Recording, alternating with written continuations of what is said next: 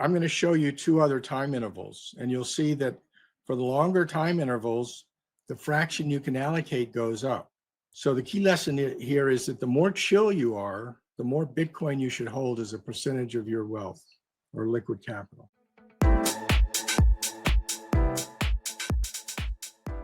Now let's look at what happens if you use shorter time windows. So this is using 10 years of weekly data, and it's very, very noisy. So what I've done is I've filtered it by using 4-year sliding windows within the decade. And what you find is that early on, you might allocate up to around 25%, but over time it has come down somewhat. So today, with a 4-year window and with weekly data, you would allocate 18% of a 2-asset Bitcoin and cash portfolio to Bitcoin. That's a trader's portfolio, right? That's not a saver's or investor's portfolio.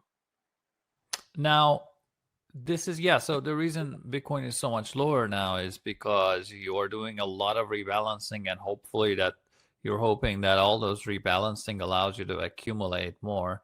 Now, have you looked at whether weekly or yearly or monthly leads to a better total wealth, or does it? How would you think about it?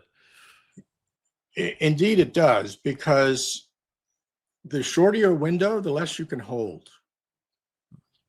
So I'm going to show you two other time intervals, and you'll see that for the longer time intervals, the fraction you can allocate goes up. So the key lesson here is that the more chill you are, the more Bitcoin you should hold as a percentage of your wealth or liquid capital. So we've got two cases so far. I'm going to show you two more that are intermediate. We're saying 18% if you're going to rebalance weekly, and we're saying about 70% if you're going to rebalance annually. So the intermediate cases are shown here on this next slide. It's the 4-weekly case and the quarterly case. And the orange line for each of those shows the Kelly fraction.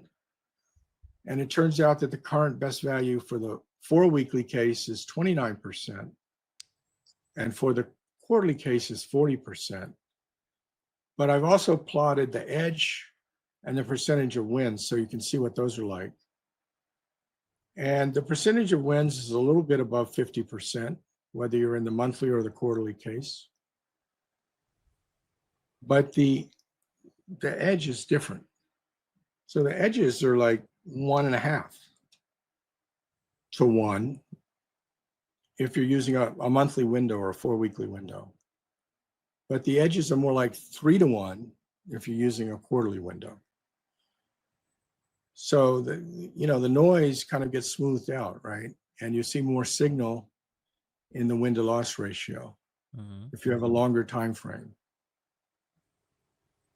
Very good. So longer time frame, longer holding leads to more chances of success. The ratio of wins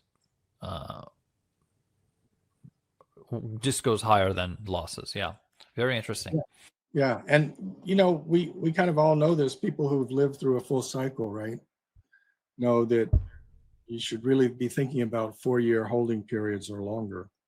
Exactly. Let me just try to see if any punchline we can draw from here. So for weekly, 17%, monthly, 30%, quarterly, 40%, and the annual was 70 to up to 75% if you use the whole series, or 70% if you use the last 5 years.